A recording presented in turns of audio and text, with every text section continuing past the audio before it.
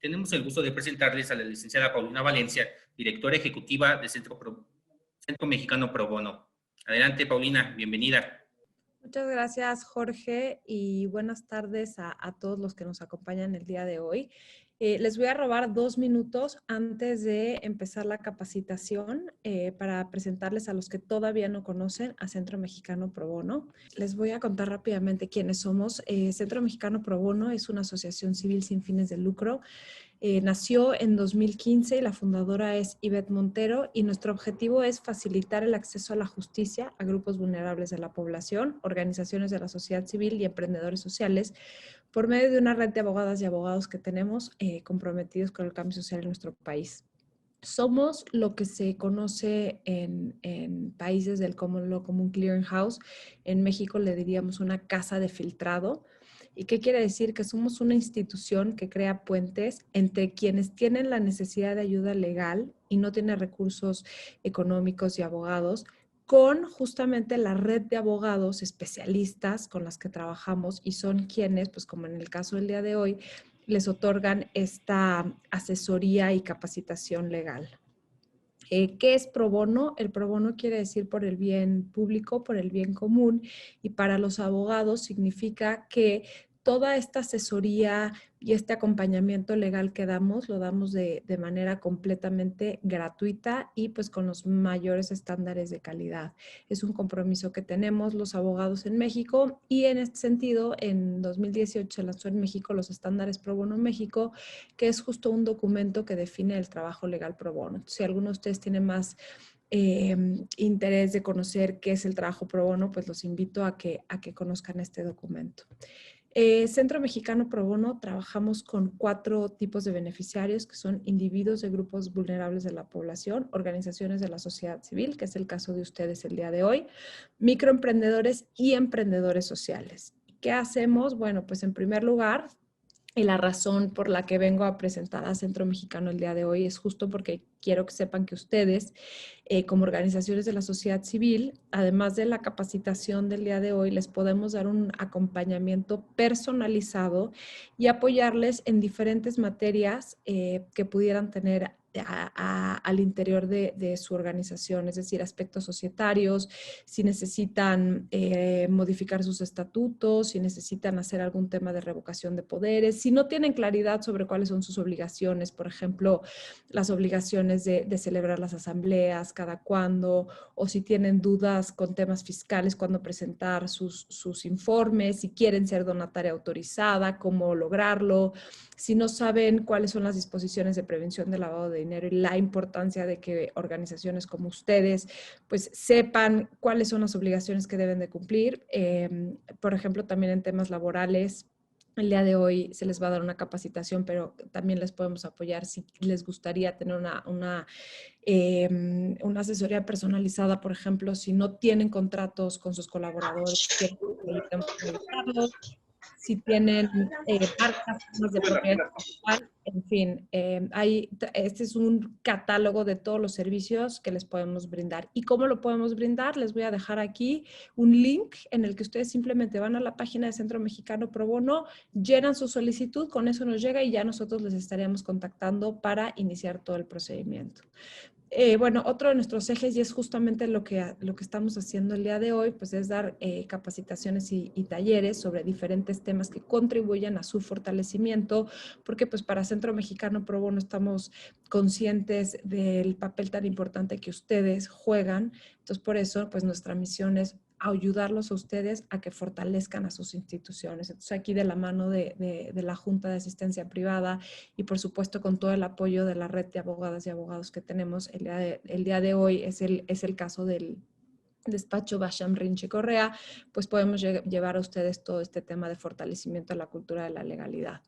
Y bueno, también para los que no han ido a la página de Centro Mexicano, tenemos una serie de manuales en diferentes temas, como pueden ser obligaciones fiscales, tenemos una de guía legal para organizaciones de la sociedad civil, y en otras materias, estas guías están a su disposición de manera completamente gratuita. Lo único que tienen que hacer es ir y descargarlas.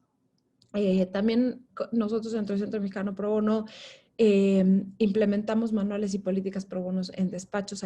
¿Qué quiere decir? Que ayudamos a que más despachos y más abogados se sumen cada día a nuestra red para poder llegar a más personas y poder atender a más organizaciones y personas y grupos que nos buscan.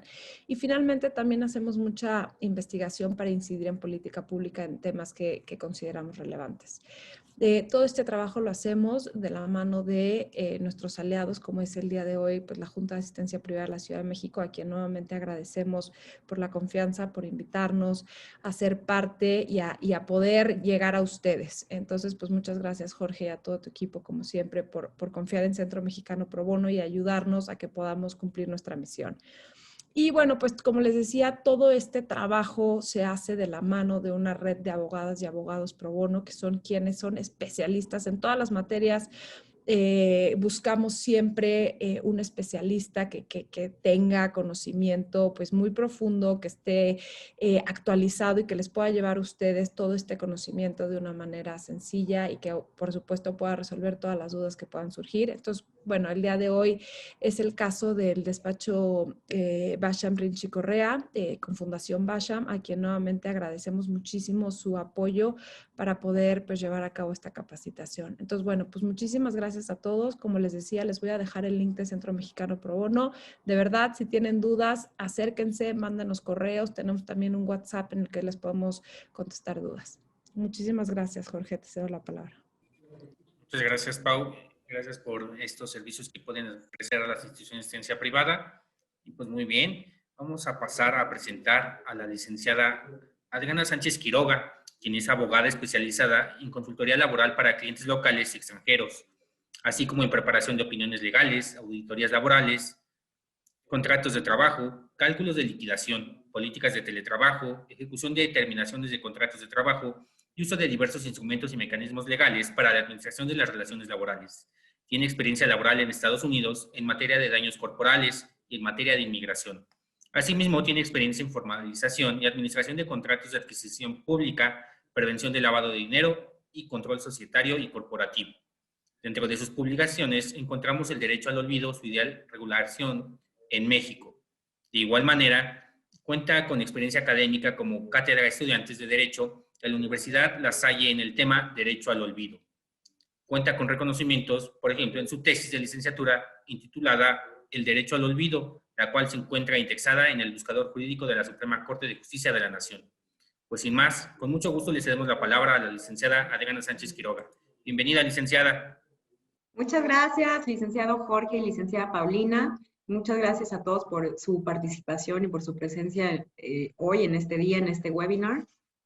Pues el día de hoy vamos a hablar de las implicaciones legales de la NOM 035. Esta NOM 035 es importantísima porque habla de los factores de riesgo psicosocial en el trabajo. Entonces aquí nos habla de la identificación de estos factores de riesgo, del análisis y su prevención.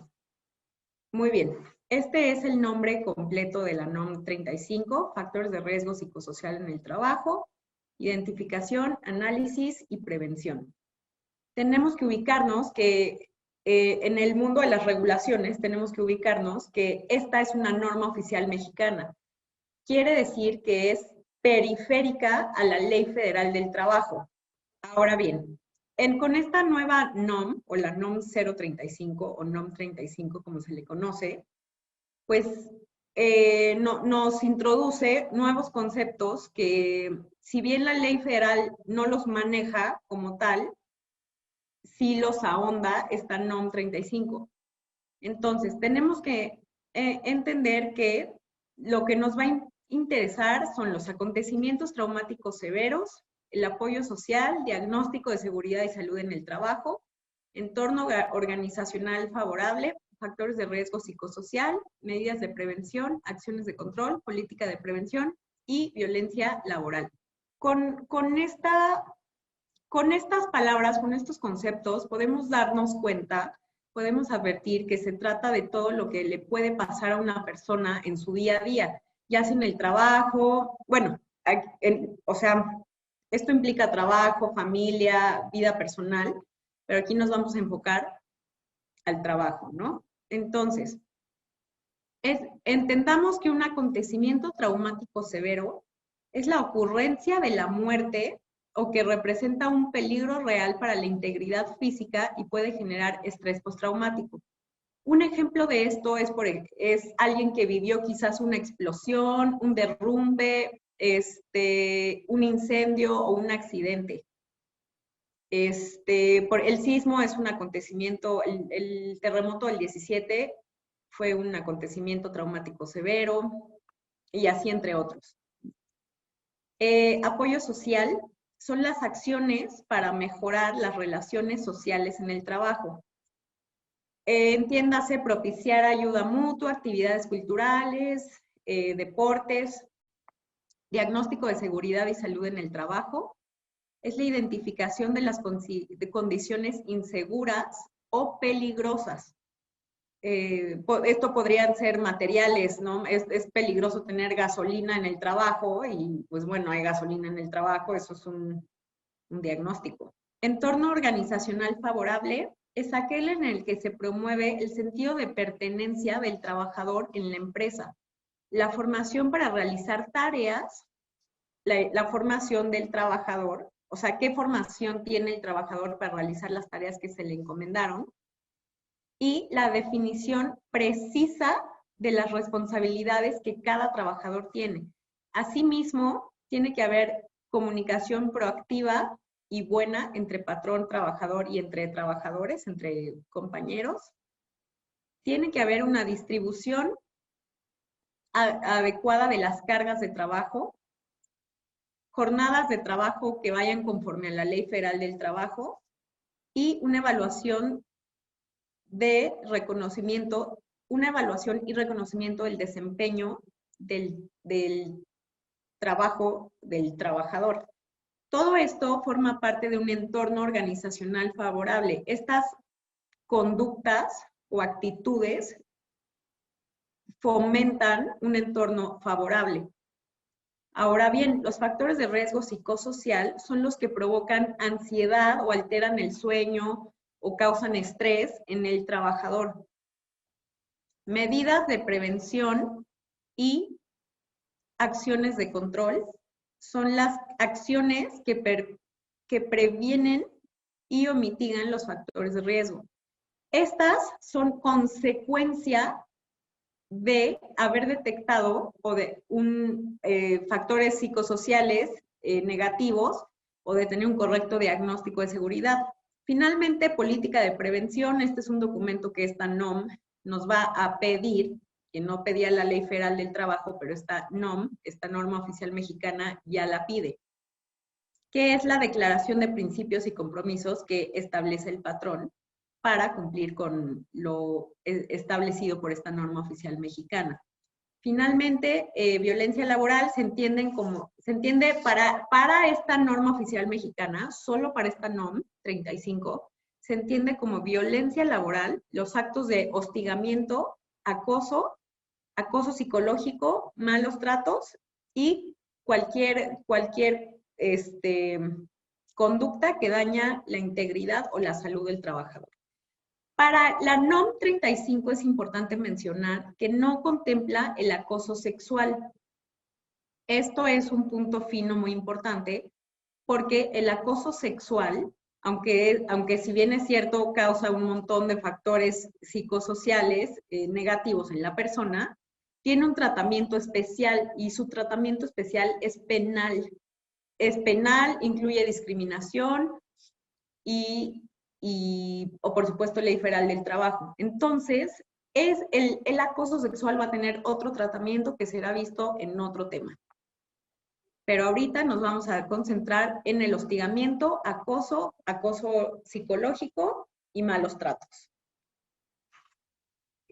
Como todo, recordemos que la vigilancia de lo dispuesto por esta norma oficial mexicana está a cargo de la Secretaría del Trabajo y Previsión Social como autoridad, y el trabajador va a poder contratar una unidad de verificación para llevar a cabo estas tareas. Muy bien, vamos a explicar el contenido, cómo está el contenido de la norma oficial mexicana. Primero, convengamos que esta norma oficial mexicana nos va a dividir 4 secciones. Las normas que le aplican a los centros de trabajo que tienen hasta 15 trabajadores, los lineamientos que le aplican a los centros de trabajo que tienen de 16 a 50 trabajadores, más de 50 trabajadores y centros con certificado de cumplimiento. Pero a todos, sin importar si tengo 15 trabajadores o más de 50 trabajadores o tengo un certificado de cumplimiento, me van a corresponder seguir las obligaciones del patrón, la identificación y análisis de los factores de riesgo psicosocial y evaluación del entorno organizacional y las medidas de prevención. Asimismo, al trabajador le interesa las obligaciones que él tiene que acatar o cumplir, sin importar si en su centro de trabajo son 15 trabajadores, de 16 a 50 o más de 50.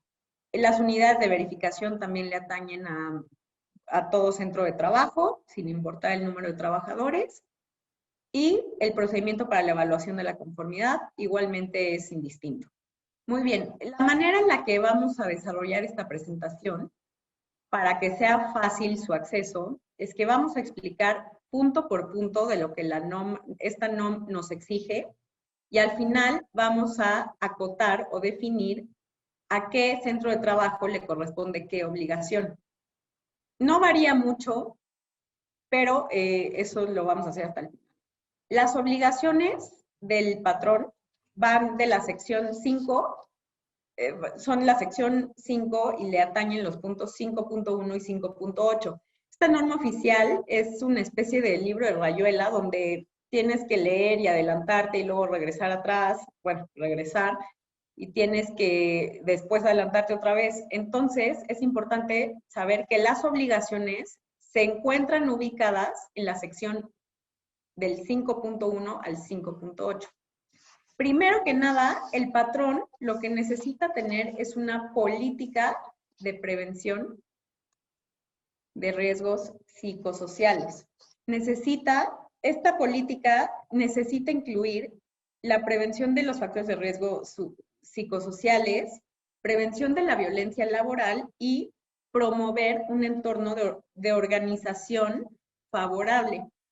Para esto, la norma oficial nos marca unas guías. Estas guías no son obligatorias, su cumplimiento no es obligatorio, solo son una sugerencia de cómo luce una política de prevención de riesgos psicosociales.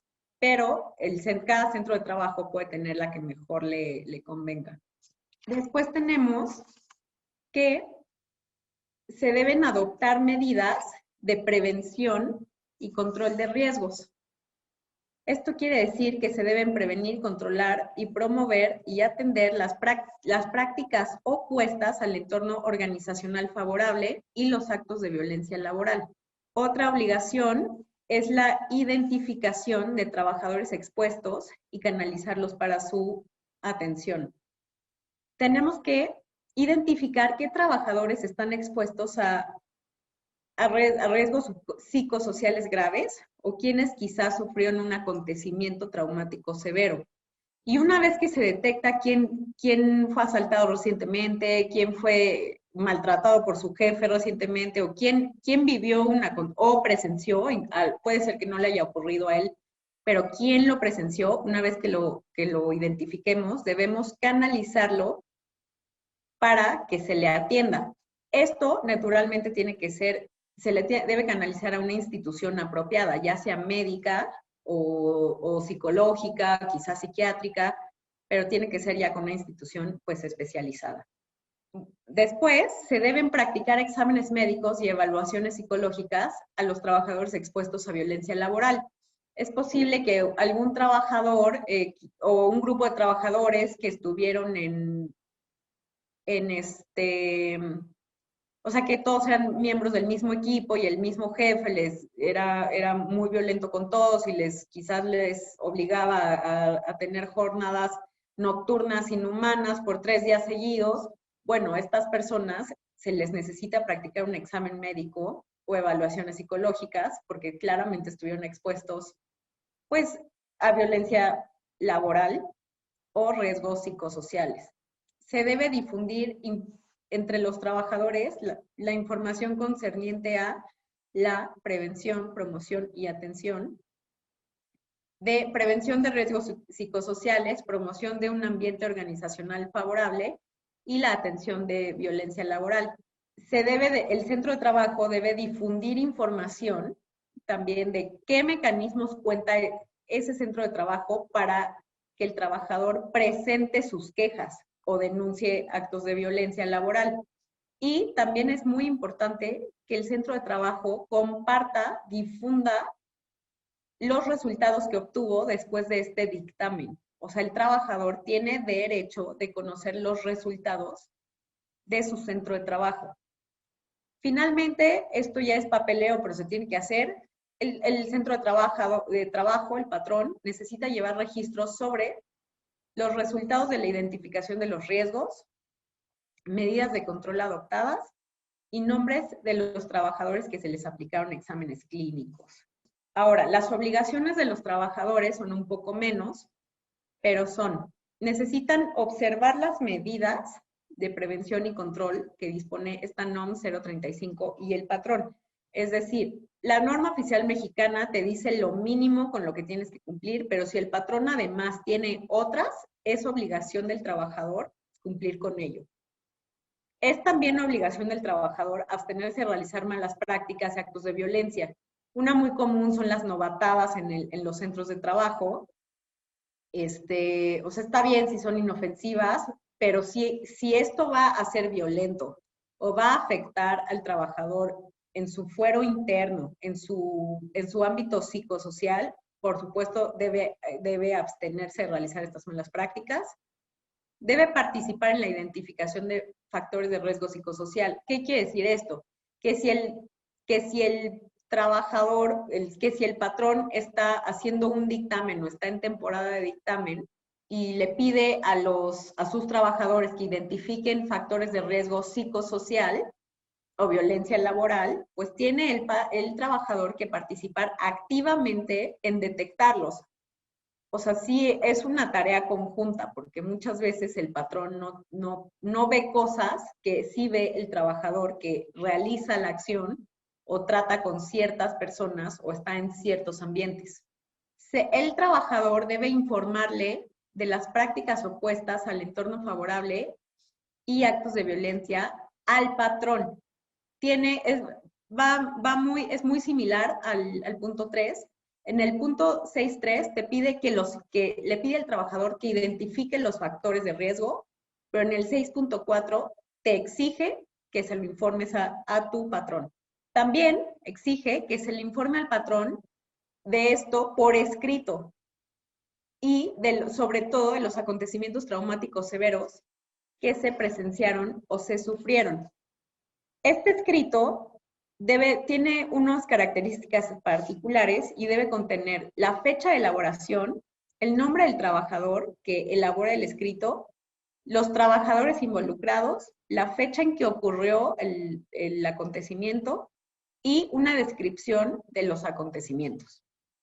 El trabajador tiene que participar activamente en los eventos informativos que proporcione el patrón y finalmente debe someterse a los exámenes médicos y evaluaciones psicológicas necesarios.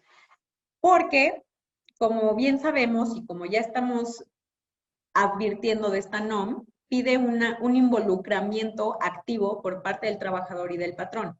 Si tú eres una persona que sospecha o tú sospechas o estás seguro que viviste un acontecimiento traumático severo o que estás expuesto a riesgos psicosociales, necesitas aceptar la ayuda. O sea, por lo menos debes de someterte a los exámenes médicos y evaluaciones psicológicas necesarios. Sí es obligación de los trabajadores hacer esto. Y también recordemos que muchas veces la persona que está en medio de una situación violenta o que ya lleva mucho tiempo con riesgos psicosociales que alteran su mente, pues luego esas personas no se dan cuenta de lo que están viviendo y a veces ocurre que el trabajador considera que no necesita ayuda y que así está bien y que es normal, pero si alguien ya lo detectó, yo creo que lo más humano es aceptar la ayuda y ya está en ti. Una vez teniendo una valoración apropiada por un profesional de la salud, de las ciencias médicas o de la salud, pues es entonces cuando tú decides si quieres la ayuda o no. Sin embargo, sí se necesita una acción activa por parte del trabajador. Muy bien. Ahora, en la sección 7, vamos a hablar de la identificación de los factores de riesgo psicosocial y evaluación del entorno organizacional. Primero, nos pide que, esta NOM nos pide que identifiquemos los factores de riesgo. Y, ok, ¿cómo se identifica un factor de riesgo o qué aspectos debo tomar en consideración? Primero, las condiciones en el ambiente, que son, por ejemplo, condiciones peligrosas e inseguras o deficientes o insalubres. Las condiciones del lugar de trabajo, que le podrían exigir al trabajador, bajo ciertas circunstancias, un esfuerzo adicional de adaptación. Este concepto es muy importante porque este es un ejemplo, si tú requieres hacer trabajo de escritorio en computadora, se entiende que tú necesitas una mesa o una superficie plana y una silla de preferencia ergonómica para que hagas tu trabajo. Pero si no, y buena luz y un buen ambiente en cuanto a respiración, que no haya ruido que te aturda, pero si el trabajador necesita hacer trabajo de escritorio, pero no hay luz apropiada, no tiene sillas, la superficie no es plana, porque no hay una superficie plana y hay mucho ruido, bueno, esta es una condición peligrosa o deficiente, porque a la larga le puede causar al trabajador problemas de visión, problemas de oído o cuanta cosa ocurre. Aquí se puede advertir que al trabajador le va a costar trabajo realizar sus funciones. O si la persona trabaja en un lugar donde la herramienta requiere cierto tipo de mantenimiento y esa herramienta no está afilada o no está afinada o no tiene las condiciones apropiadas, pues también esto puede ocasionarle dificultad en ejercer su trabajo y esto claro que es una condición en el ambiente peligrosa, insegura o deficiente. Ahora, también se debe tomar en cuenta las cargas de trabajo. Esta parte, este concepto, habla de las exigencias que el trabajo le impone al trabajador y que exceden su capacidad. Puede ser, esto puede incluir ya sea que sean cuantitativas, cognitivas, mentales, emocionales, de responsabilidad, así como cargas de trabajo contradictorias o inconsistentes. Por eso se relaciona con la delegación de funciones y de responsabilidades. Entonces, no puede ser que un trabajador tenga toda la carga emocional de una actividad y no, o sea, que esté a cargo de él. O sea, hay un millón de situaciones que podrían ocurrir que afectan o que son parte de un riesgo psicosocial para el trabajador. Entonces, las cargas de trabajo deben estar muy bien determinadas y equilibradas. Falta de control en el trabajo. Esto habla del control sobre el trabajo, o sea, el control que tiene el trabajador sobre su trabajo cuando éste tiene la preparación y la experiencia necesaria para desarrollar sus actividades. Porque podría ser que, o sea, que tiene un trabajo en el que él tiene la experiencia, tiene el conocimiento, pero no le permiten opinar, no le permiten sugerir, no le permiten modificar procesos que harían más eficiente lo demás. Y entonces se vuelve un autómata o una actividad muy mecánica, que esto por supuesto merma la mente del trabajador. Y esto implica como bien lo dice el concepto, una falta de control sobre el trabajo. que la norma oficial mexicana la define como la escasa o inexistente posibilidad que tiene el trabajador para influir y tomar decisiones en los aspectos que intervienen en la realización de sus actividades. Lo opuesto a esto, lo positivo, sería que un trabajador tuviera iniciativa y autonomía en el desarrollo de sus funciones. Esto es lo sano. Ahora, jornadas de trabajo. Jornadas de trabajo, también rotación de turnos que excedan lo establecido en la ley. Para las jornadas de trabajo no hay mucho juego, porque la Ley Federal del Trabajo nos marca cómo debe ser una jornada de día, una jornada de noche y una jornada mixta. Entonces, todo lo que no se acate a la Ley Federal del Trabajo está mal y estaría en falta. Entonces, pues recordemos que la Ley Federal del Trabajo diseñó estas jornadas de trabajo apropiadas para los trabajadores y todo tipo de actividades. Entonces, pues las jornadas de trabajo tienen que ir conforme a la Ley Federal del Trabajo. Y no respetar estas jornadas, pues por supuesto que implican un riesgo psicosocial. Ahora, la interferencia en la relación trabajo-familia. Lo ideal o se le pide a los centros de trabajo que establezcan horarios de trabajo. Sí hay actividades laborales que quizás tienen horarios locos, ¿no? O que les exige su presencia en horas raras.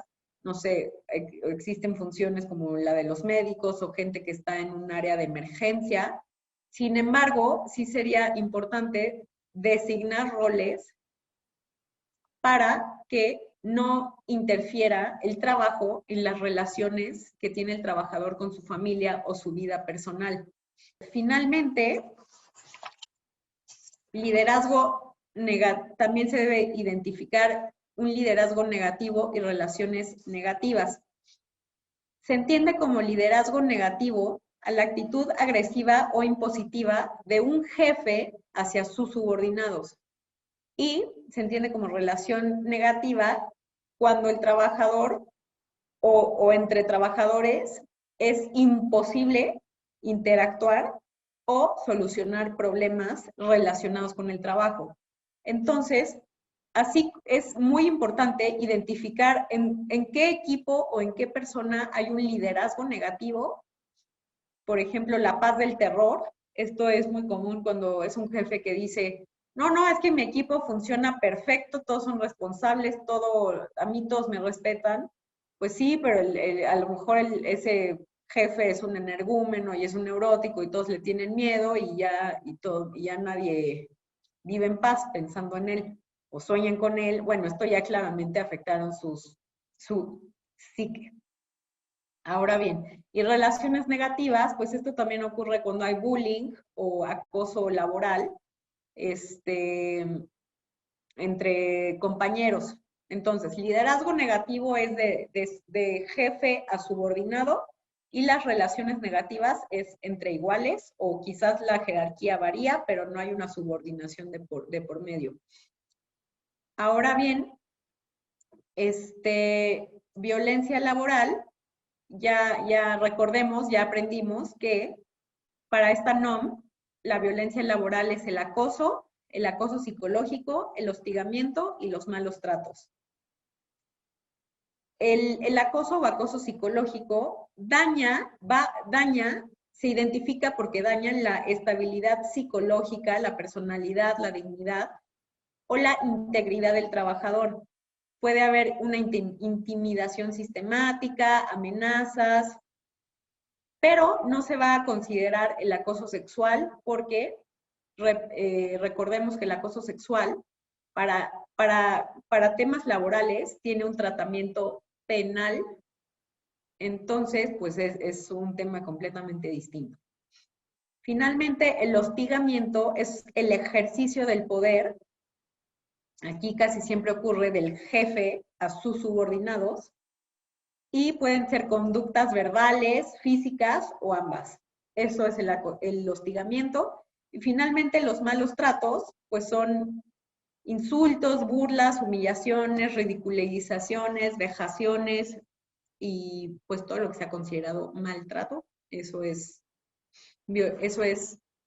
violencia laboral. Ahora, también para la identificación de los factores de riesgo social, psicosocial, nos pide evaluar el entorno organizacional. Esto ya, aquí ya nos fuimos en el 7.2, nos fuimos a lo particular. ¿Qué condición está en particular específicamente está pasando? ¿Qué pasa específicamente con estas dos personas? ¿Qué tipo de jornada hay? ¿Qué carga de trabajo? Aquí está lo específico. Ahora, para el entorno organizacional nos vamos al panorama un poco más amplio.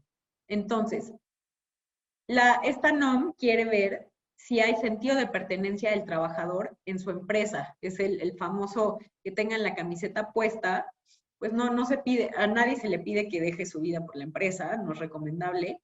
Sin embargo, si a un trabajador le da gusto decir que forma parte de su empresa o de su centro de trabajo, eso es un punto a favor del centro de trabajo y eso le hace sentir bien al trabajador.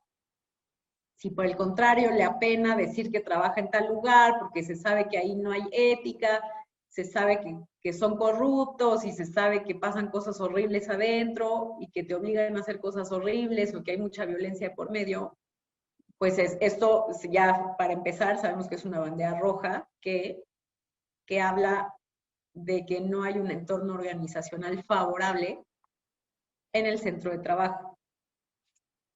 Otro punto es la formación de los trabajadores para que estos realicen las tareas que se les encomiendan. Porque está muy bien si ya se designaron horarios, si se designaron responsabilidades, como debe de ser, pero tiene el trabajador la formación o la capacidad para hacer esa actividad. Esto es muy importante porque no puede ser que tengas gente extra capacitada haciendo funciones muy limitadas o gente que tiene una formación muy limitada haciendo funciones que exigen mucha capacitación, que a la larga le puede causar mucho estrés o trastornos de todo tipo por la excesiva responsabilidad que tiene sobre sus hombros. Esto pues claro que no es correcto. Definición de responsabilidades en el punto C para los trabajadores. Bueno, oye, es que tú no hiciste esto. Pues sí, pero es que nunca me lo asignaron a mí. Pues sí, pero si no estaba hecho, lo hubieras hecho. No. Se tienen que definir las responsabilidades. Cada quien tiene conocimiento y comprende y confirma que sabe lo que tiene que hacer y esto si no lo hago yo, no lo va a hacer nadie. Esa es la definición de responsabilidades y esto habla de un ambiente sano en el trabajo. Tiene que haber comunicación proactiva entre el trabajador y el patrón, entre el patrón y el trabajador, y una correcta distribución de cargas de trabajo. Y también se recomienda, bueno, no se recomienda, se exige que haya una evaluación y reconocimiento del desempeño del trabajador. Se recomienda que se haga cada año o cada 2 años. La NOM exige que el dictamen se haga cada 2 años, entonces puede ser cada 2 años. Se evalúa el desempeño del trabajador y a los que les fue mejor, pues se les reconoce. Eso también es muy beneficioso para todos, para el centro de trabajo, para el trabajador, y si hay reconocimientos constantes, pues entonces el sentido de pertenencia del inciso A aumenta. También es importante que recordemos que estamos en la sección de identificación de los factores de riesgo. Entonces, ya si se llevó a cabo estos puntos, pues entonces vamos a tener los resultados. Y estos resultados deben estar disponibles para consulta de los trabajadores. Es su derecho consultarlo y tienen que tener acceso para ello. Y finalmente, la identificación y análisis se deberá realizar cada 2 años. Esto es lo que la norma oficial nos exige, que sea cada 2 años. Por supuesto que el patrón lo puede hacer tan frecuente como lo desee. La siguiente sección son las medidas de prevención, acciones de control y promoción del entorno organizacional favorable.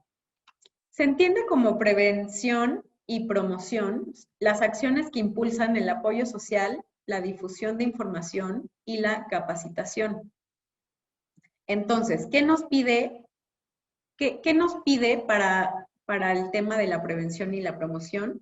Bueno, primero que existan, se establezcan y luego existan, y luego se mantengan los mecanismos seguros para interponer quejas. Deben ser seguros, confidenciales, y el trabajador debe tener confianza en ellos para interponer quejas o denunciar violencia laboral.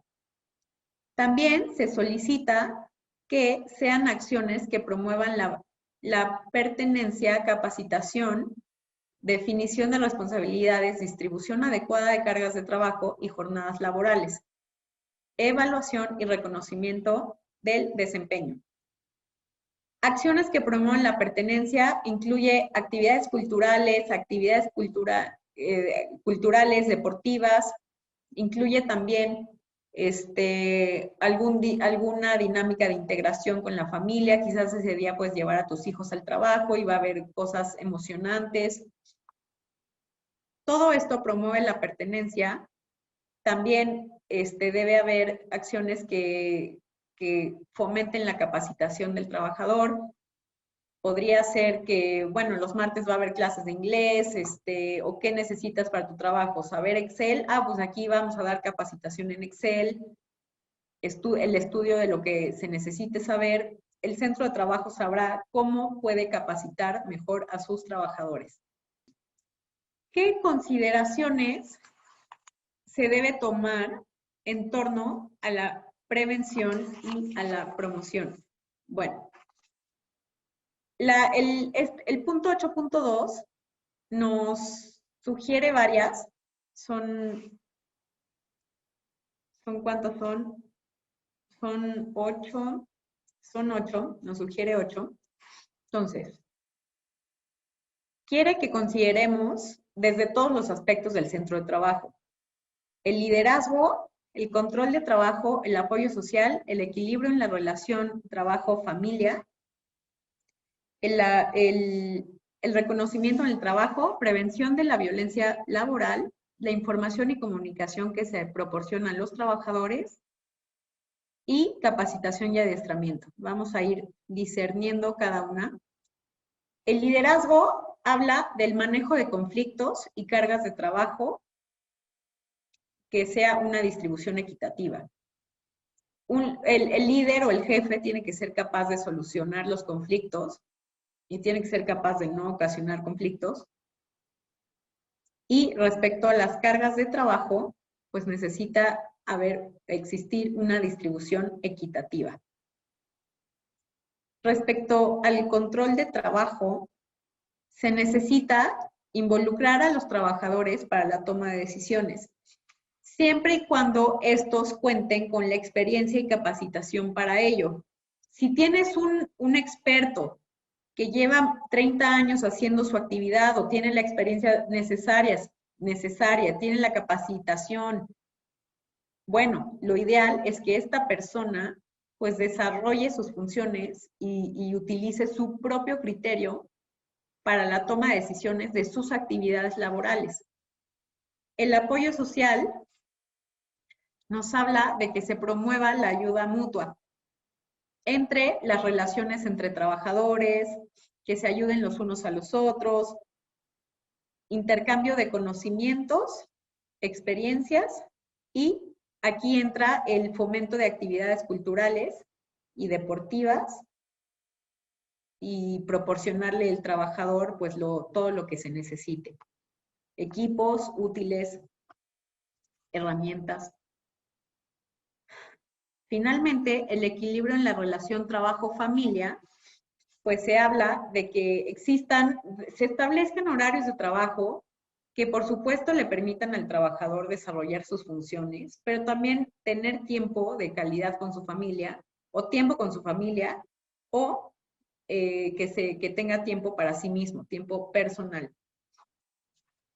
También otro concepto es el reconocimiento en el trabajo, que se reconozca el desempeño sobresaliente del trabajador. Volvemos al tema de las evaluaciones, ya que se evaluó el trabajo y el desempeño, bueno, no está de más reconocer a los trabajadores que tuvieron un mejor desempeño, un desempeño sobresaliente, y hablarles de las posibilidades de desarrollo que tienen para crecer en el centro de trabajo. También otra consideración es la prevención de la violencia laboral, que es obligación del centro de trabajo implementar procedimientos de denuncia, y ya que hubo denuncias, ahora que ya yo soy un centro de trabajo y ya tengo una denuncia, ¿ahora qué hago? Bueno, ese es un procedimiento de actuación. A esta es importante que el centro de trabajo sepa qué hacer o cómo actuar ante una denuncia de violencia laboral. También se le debe informar a los trabajadores acerca del desarrollo que ellos tienen, de los cambios que hay en el centro de trabajo y escuchar sus opiniones. Es importante que los trabajadores tengan la opción de expresar sus opiniones. Esto va muy vinculado con el sentido de pertenencia y por supuesto que o sea, no son unos reos donde no pueden hablar, o sea, sí necesitan poder expresar sus opiniones sin que haya una consecuencia negativa. Finalmente, se necesita capacitación y adiestramiento. Esto quiere decir que se deben detectar las necesidades de capacitación. Ahora bien, con estos 8 conceptos, liderazgo, control de trabajo, apoyo social, equilibrio en la relación trabajo-familia, reconocimiento, prevención, información, capacitación, más las acciones que impulsan el apoyo social, se tienen medidas de prevención y acciones de control. Es decir, ya que se tiene la prevención, recordemos que lo que más nos gusta es la cultura de la prevención porque nos ahorra muchos problemas en el futuro. Entonces, si se llevan cabalmente estos principios, entonces tendremos una cultura de prevención y muy difícilmente van a ocurrir consecuencias negativas. Pero si ya se tiene si se cumple con las medidas de prevención, pues se está teniendo también acciones de control y esto genera la promoción del entorno organizacional favorable. También es importante, en este mismo tenor, estas medidas de prevención nos pide que si un centro de trabajo ya identificó que requiere desarrollar acciones de control, entonces lo deberá hacer mediante un programa para la atención de riesgos psicosociales. Aquí entra otro documento adicional que nos pide esta norma oficial mexicana, que es este programa para la atención de riesgos psicosociales. Entonces, este programa debe contener las áreas y los trabajadores que están sujetos a este programa, las medidas que se van a adoptar, las fechas de cumplimiento, el control de los avances, cómo se va a medir el avance que está teniendo el centro de trabajo para lograr su objetivo y quién es el responsable de ejecutar este programa para la atención de riesgos psicosociales. Con esto podemos entender que ninguna acción y nada de esto puede ser una ocurrencia o puede ser así como que espontáneo o improvisado, sino que tiene que haber orden en torno al cumplimiento de estas medidas de prevención. Ahora bien, las acciones del centro de trabajo, toda acción que tome el centro de trabajo se debe hacer en 3 niveles. El primer nivel nos habla del plano organizacional, que implica actuar sobre la política de prevención. En el primer nivel todavía no se escala a los trabajadores, solo se maneja de manera interna, se planea de manera interna la política de prevención. En el segundo nivel ya se incluye, ya es el plano grupal. Entonces, aquí ya se analiza el comportamiento y las interacciones entre trabajadores o entre patrón o entre jefe y trabajadores, y aquí ya se le informa y se le va a proporcionar la información al trabajador. Aquí debe haber campañas de sensibilización y se debe reforzar el apoyo social. Finalmente, el tercer nivel ya es en el plano individual, que consiste en ya de trabajador y trabajador, comprobar si existen signos o síntomas que denotan una alteración en la salud. Y aquí ya se incluyen las intervenciones clínicas o psicológicas o terapéuticas, o la intervención que deba de tener, que considere el profesional de la salud. Huelga decir que todas estas intervenciones o evaluaciones deben de ser desarrolladas o ejercidas por un médico, un psicólogo o un psiquiatra, un profesional en su área. Ahora ya cambiamos de tema, vamos a hablar de las unidades de verificación. Hasta ahorita, esta norma oficial mexicana pues nos pide muchos lineamientos, son muchos detalles que hay que controlar. O sea, sin duda no es una tarea fácil para quien lo tiene que hacer. La norma oficial mexicana nos permite contratar una institución ajena al centro de trabajo que se llaman unidades de verificación.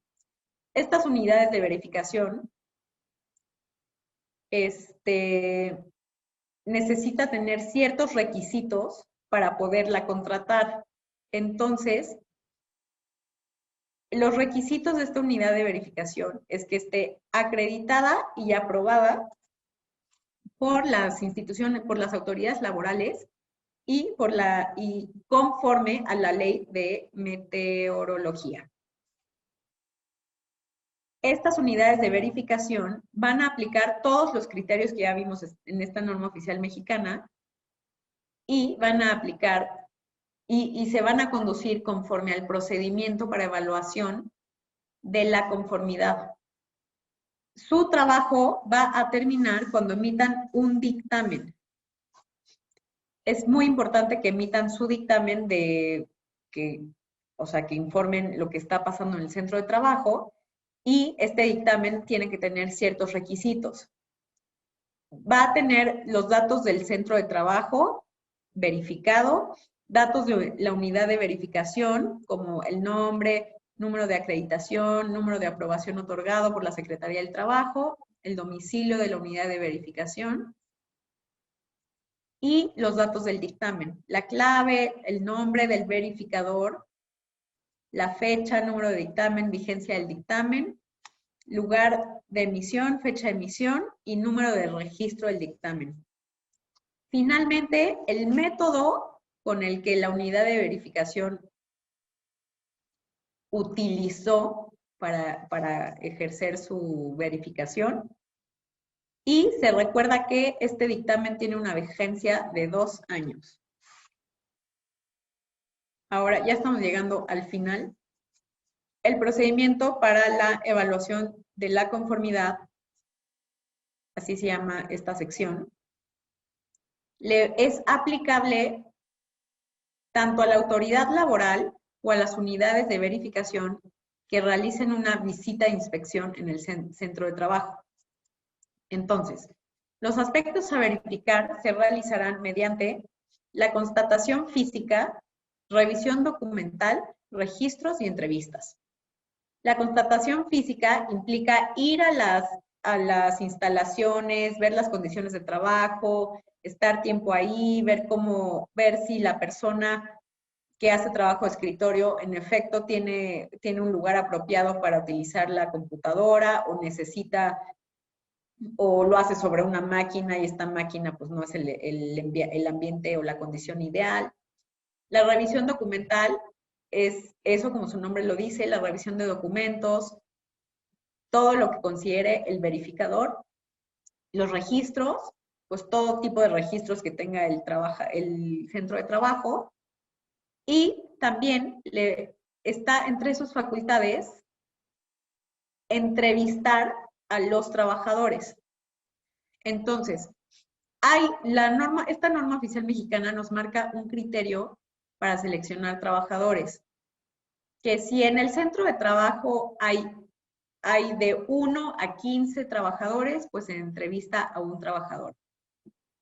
De 16 a 50 trabajadores, se va a entrevistar a 2 trabajadores. De 51 a 105 trabajadores, se va a entrevistar a 3 trabajadores.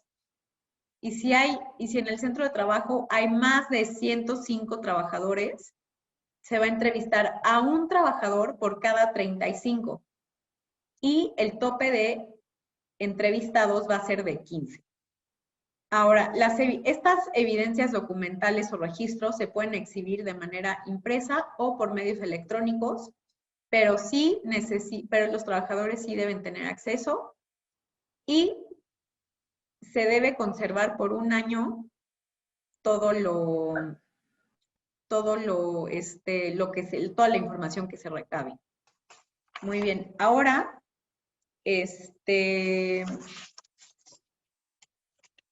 también la norma oficial mexicana nos habla para entrevistar a los trabajadores, pues normalmente se deben preparar cuestionarios. Repetimos que no puede ser una improvisación. Entonces hay consideraciones que se deben tomar para la aplicación de estos cuestionarios. Antes de su aplicación, se debe de determinar el número mínimo de trabajadores que van a participar. El cuestionario se debe aplicar en instalaciones y en mobiliario que sea idóneo para presentar esta evaluación o este cuestionario. O sea, un escritorio, una silla, buena luz, no ruido, que tengan el tiempo para concentrarse. Se le debe explicar a los trabajadores el objetivo de esta evaluación y el aplicador, la persona que va a aplicar el cuestionario, debe presentarse. Se debe enfatizar en la protección de la privacidad, que sus respuestas pues, no van a ser divulgadas, nadie tiene por qué saber lo que ellos contesten y se les tiene que expresar que se va a tener los más altos estándares de confidencialidad. Por supuesto, se deben dar las instrucciones claras de cómo contestar este cuestionario y explicar que no hay respuestas correctas o incorrectas. Esto es antes de la aplicación del cuestionario. Durante la aplicación, se tiene que propiciar que haya un ambiente de respeto y confianza. El trabajador no puede estarse sintiendo observado, que están revisando qué escribe, pues esto no sería apropiado. Se deben aclarar las dudas que tenga el trabajador durante su contestación y evitar interrumpir a los trabajadores. O sea, una vez que empiezan, el trabajador pues no se para hasta que termina. No sería correcto interrumpirlo. Vente, vamos, ven a esta junta y ahorita regresas y lo sigues haciendo. Pues no, eso no sería apropiado. Y otras consideraciones después de la aplicación de los cuestionarios es verificar que hayan sido respondidos completamente y comprobar que la cantidad de cuestionarios entregados corresponda a la cantidad de trabajadores que los contestaron. O sea, esto ya le corresponde al aplicador verificar que ningún trabajador se quedó con el cuestionario y no lo entregó porque le dio pena o razones habrá. Entonces, pues sí, o sea, si se le aplicó el cuestionario a 15 trabajadores, se debe tener 15 cuestionarios. Finalmente, una vez que se tiene ya todo el panorama y ya que ya se aplicaron los cuestionarios, ya se identificó, ya se promovió, ya se previó, ya se aplicó toda la NOM 35, vamos a saber hasta entonces, al final de todo este proceso, el nivel de riesgos que va a tener el que tiene el centro de trabajo, que puede ser desde un riesgo nulo hasta un riesgo muy alto. Entonces, una vez que se identifica el nivel de riesgo, pues entonces se procede con la toma de acciones. ¿Y qué implica?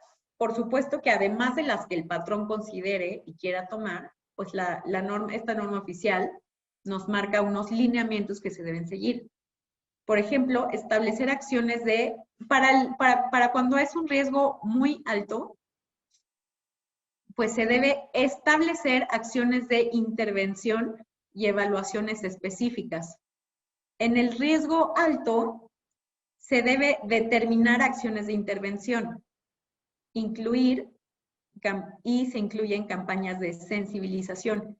Entonces, entendamos o convengamos que en el riesgo alto te obliga a establecer acciones de intervención y mientras que en el riesgo alto te pide que las determines. O sea, en el riesgo muy alto ya te pide actuar. Ahora, en el riesgo medio te pide que revises la política de prevención, porque quiere decir que tu política de prevención no está funcionando bien, quizás necesita modificaciones. Entonces te pide que la revises. En el riesgo bajo, te pide que mejores la política de prevención. O sea, si hay un riesgo bajo, bueno, está bien, no tienes riesgo bajo, pero mejórala, revisa ese riesgo bajo, ese porcentaje mínimo, revisa cómo lo puedes mejorar para que entonces tengas un riesgo nulo. Y en el riesgo nulo, pues no se requieren medidas adicionales. El objetivo es tener un riesgo nulo. Ahora, vamos a hablar del campo de aplicación. Recordemos que esta NOM 35 nos divide su aplicación dependiendo de qué tan grande es un centro de trabajo. Lo mínimo es que el centro de trabajo tenga hasta 15 trabajadores y le van a aplicar estos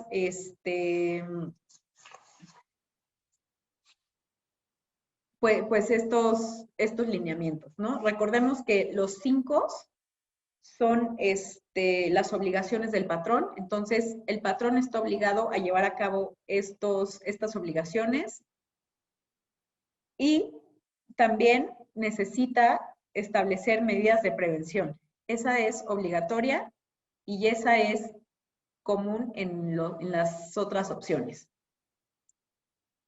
Para los centros de trabajo que tenga de 16 a 50 trabajadores, le exige al patrón cumplir con las obligaciones igualmente de la 5.1, 5.2, 4 y 5.8.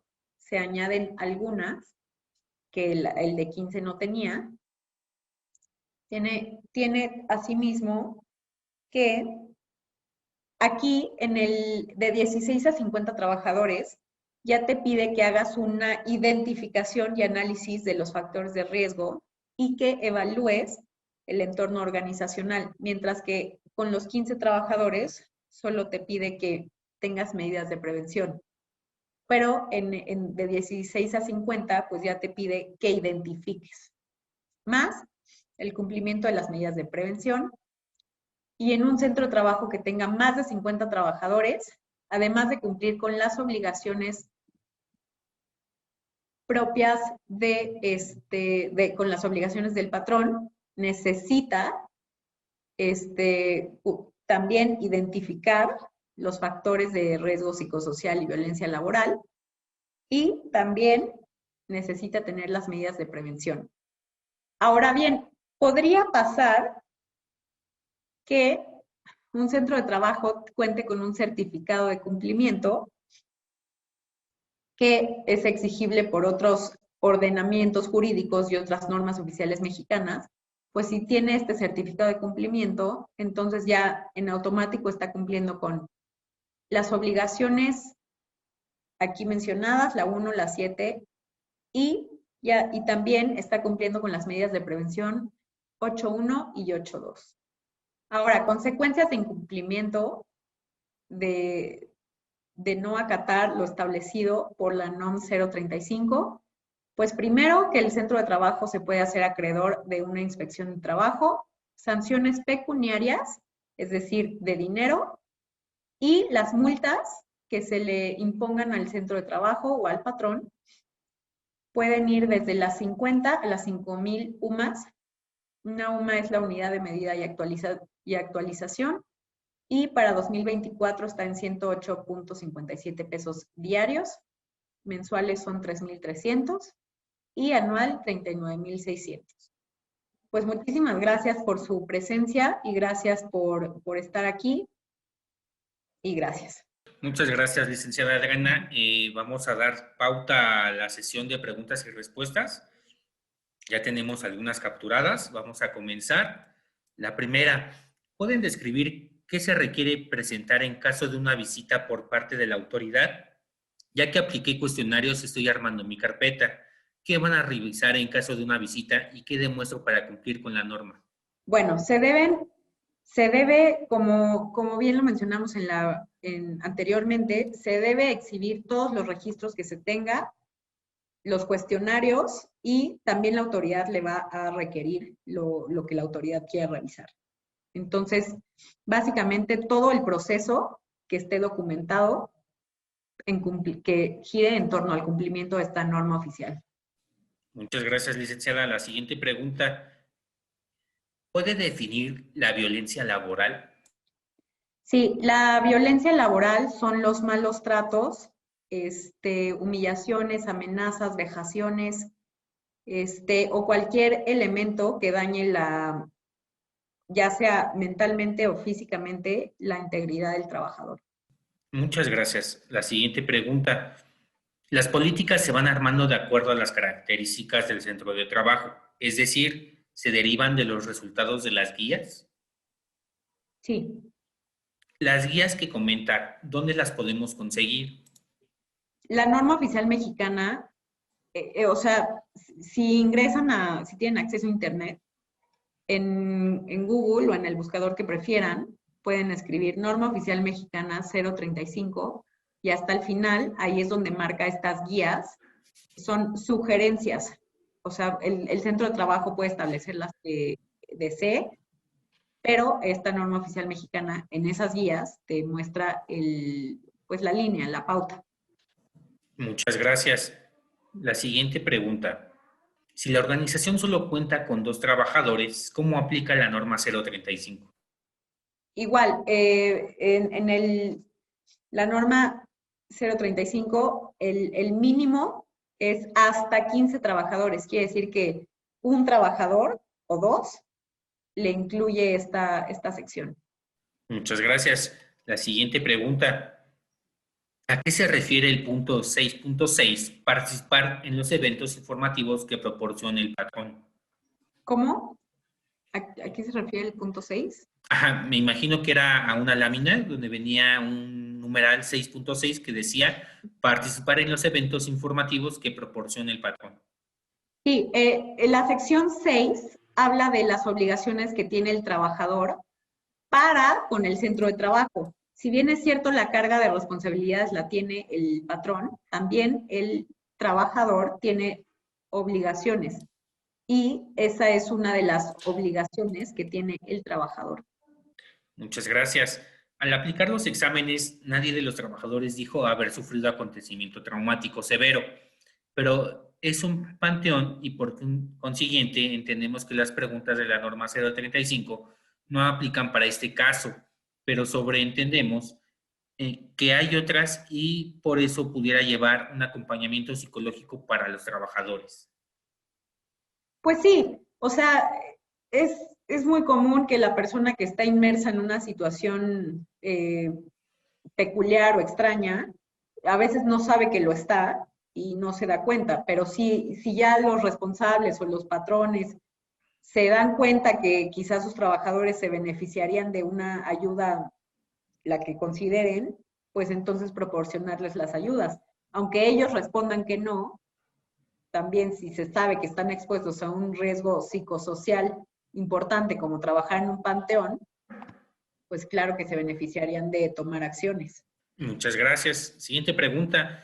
¿No es necesario contratar una agencia para realizar los exámenes de acontecimientos traumáticos severos y factores de riesgo psicosocial? O sea, no es necesario, pero solo las unidades de verificación son las que casi que te van a garantizar que todo va a salir perfecto. Pero si tú tienes las capacidades de aplicarlo tú mismo, pues adelante. La norma oficial no lo prohíbe. Gracias. ¿Qué costo tienen esas unidades?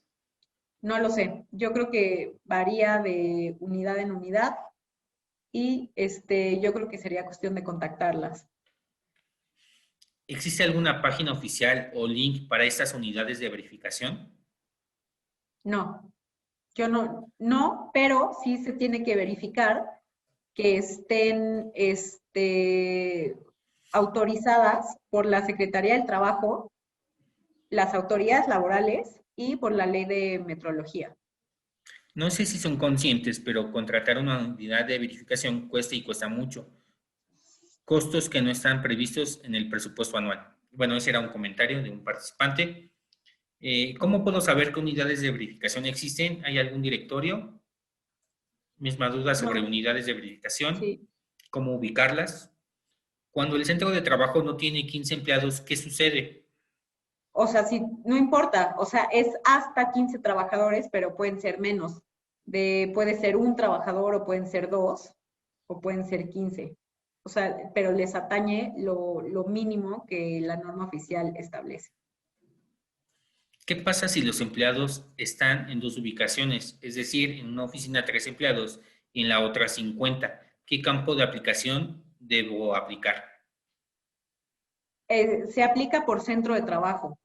Entonces, si al centro de trabajo que tiene 3 se le aplica el criterio, el estándar de menor criterio, y al que tiene más el número mayor que dijo, pues se le aplica ese criterio. Pero es por centro de trabajo. Muchas gracias. Ya apliqué los cuestionarios en Forms y tengo los resultados. ¿Qué seguiría? Tomar acciones. Medimos el riesgo y se toman acciones. ¿Cada cuánto deberíamos aplicar esos cuestionarios y si es que ninguno de nuestros trabajadores está en riesgo, qué hacemos? Por lo menos cada 2 años. ¿Existe alguna guía o machote para hacer el manual o dónde lo puedo descargar? Sí, se descarga en el buscador de su preferencia, puede ser Google, el que quieran. Ahí en el buscador se ingresa NOM 035 o norma oficial 035 y en todo ese documento hasta el final vienen las guías que necesitan. Muchas gracias, licenciada Adriana. ¿Alguien más gusta participar? ¿Puede activar su micrófono? ¿Nadie más? Igual, licenciada, si nos pudiera Pregunta. compartir. Adelante. Si se aplican, por ejemplo, los cuestionarios, no ves riesgo y, bueno, tomas como medidas preventivas, ¿no? Si ves que hay alguna situación de muertes de familiares y eso, les ofreces apoyo psicológico, los guías en ese sentido. ¿Es necesario la unidad de verificación, digo, siendo pocos empleados, o eso ya no tendría que ser, licenciada Adriana? O sea, la unidad de verificación es para obtener un dictamen. Sin embargo, las medidas de atención o las medidas de acción que implican atención a los trabajadores son independientes de la unidad de verificación. O sea, si esta persona sufrió de una muerte cercana, pues entonces, o sea, la atención no depende de una unidad de verificación. Pero, por ejemplo, si a mí me hacen una visita, yo tengo ya los cuestionarios, ya se les aplicó a todos, tengo como el seguimiento que se ha dado, ¿me van a exigir que haya una medida, o sea, que se haya hecho una verificación con una visita de estas de las unidades? O sea, ¿Me van a aquí exigir eso? las inspecciones de trabajo siempre cambian constantemente se debe atender el caso en particular. Sin embargo, si usted tiene manera de comprobar que se le está dando ayuda a estos trabajadores que sufrieron de un acontecimiento traumático, eso es muy importante documentarlo para que se le muestre a la autoridad. Pero en el caso, por ejemplo, que no hay nada, no hay ¿Cómo? ninguna situación, ¿no?, Ajá. que atender, salieron videos, cuestionarios, etcétera. Viene la inspección de trabajo y yo muestro que se les aplicaron los estudios, los cuestionarios, que no tengo malos resultados, o sea, que está bien todo. Ya no tengo que hacer la verificación. O sea, no me la van a exigir. No, eso no lo podemos saber. Es la autoridad la que va a determinar si le van a exigir o sea, que contrate o no una... O sea, el punto de contratar una unidad de verificación es obtener un dictamen. Entonces, o sea, no hay manera en que yo pueda saber si en una inspección la autoridad le va a exigir o no qué documentación. Pues eso yo creo que depende. Ya, pero antes de la unidad. Pero antes de que se haga la inspección, o sea, haga de cuenta, ya fueron a hacer la inspección, ya me dijeron, sí, es necesaria una verificación. Si ya me hacen la verificación y tal, ya no me hacen la multa. O sea, a lo que voy es, no te hacen una multa porque no hagas la verificación. O sea, es un Como comentario. la verificación del coche, por ejemplo.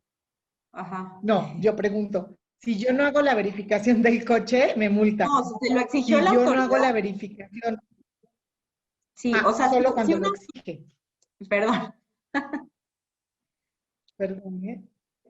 Si una autoridad le exigió algo y usted no lo hace, usted va a estar en falta y va a ser acreedora de una multa por lo menos. Sí, O sea, pero si no me ha hecho esa observación, no. Pues no. Ok, muy bien. Gracias, licenciada. Sí, con gusto. Muchas gracias. Tenemos un comentario ahorita justamente en el tema. Nos comentan, no exigen contratar una unidad de verificación, eso es opcional.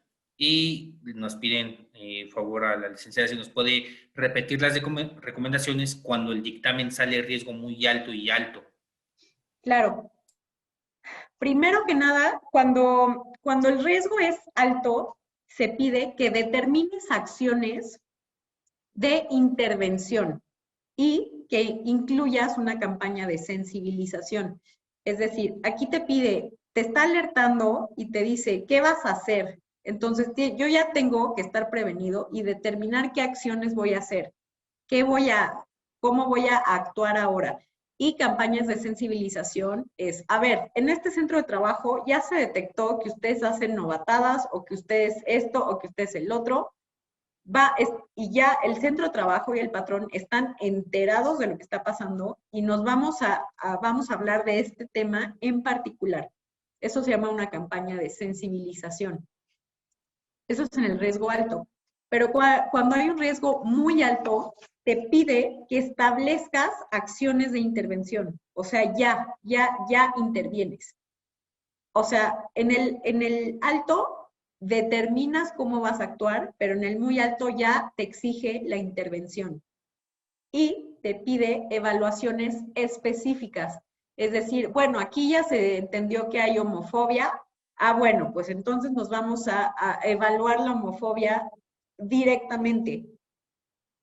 Y cuando es un nivel alto, pues apenas se está sensibilizando a la gente. A ver, vamos a hablar de la inclusión y de la homofobia.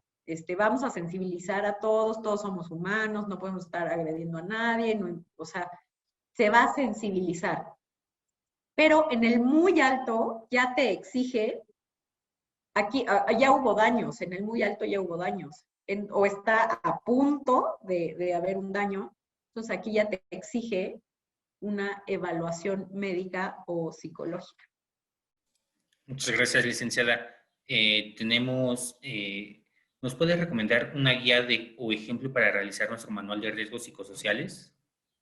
Sí, todo esto está en la norma oficial mexicana, entonces es 035. Entonces mi recomendación más purista, más leguleya, más todo, es que se basen con la que la norma oficial mexicana sugiere y de ahí el centro de trabajo, conforme a sus propias actividades, la va a ir modificando, esto sí, esto no, esto lo puedo mover. Esa es mi recomendación.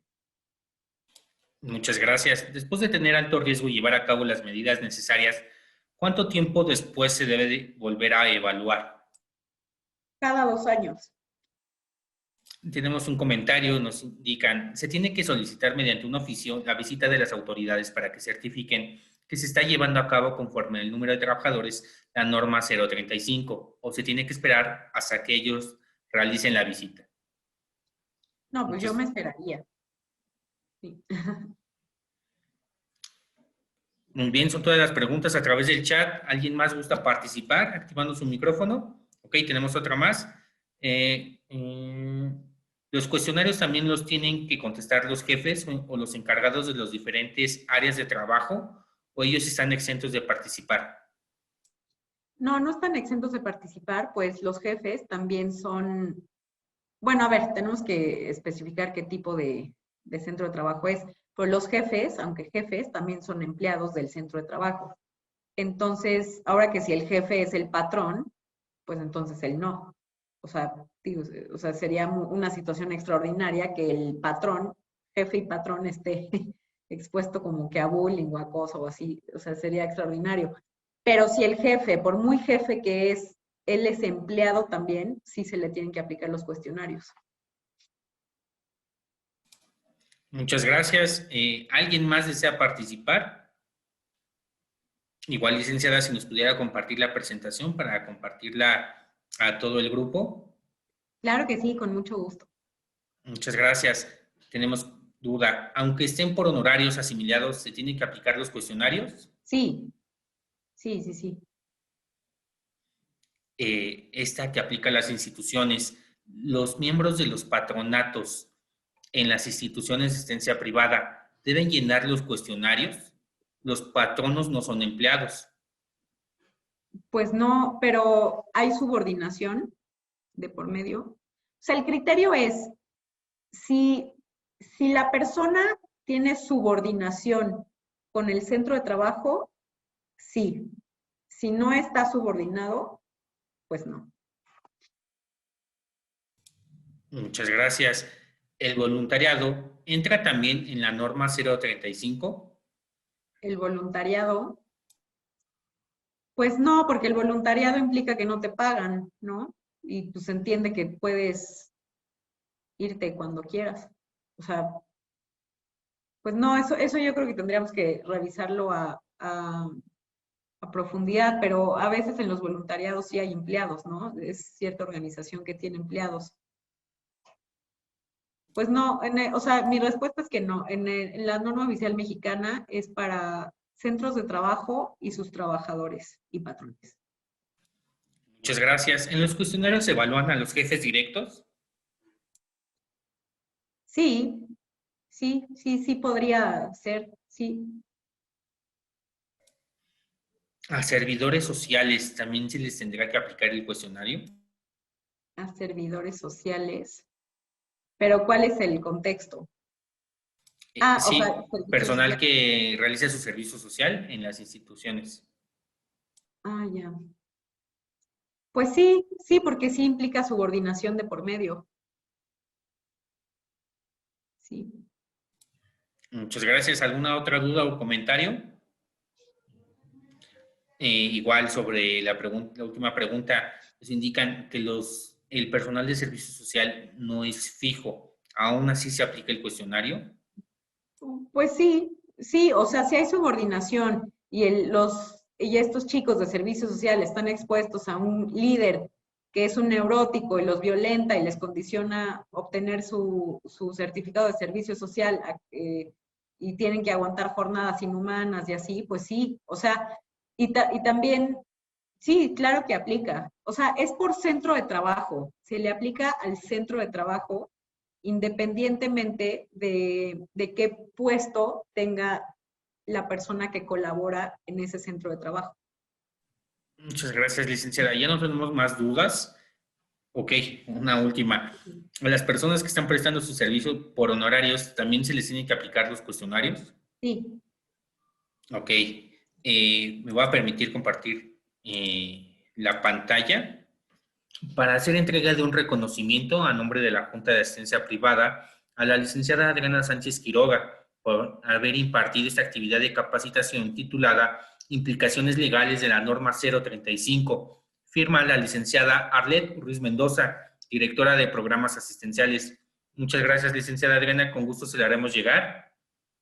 Muchísimas gracias, qué amable. Es un honor estar aquí con ustedes y colaborar con esta causa tan noble que tienen las juntas de asistencia privada. Muchas gracias, licenciado Jorge y licenciada Arlet.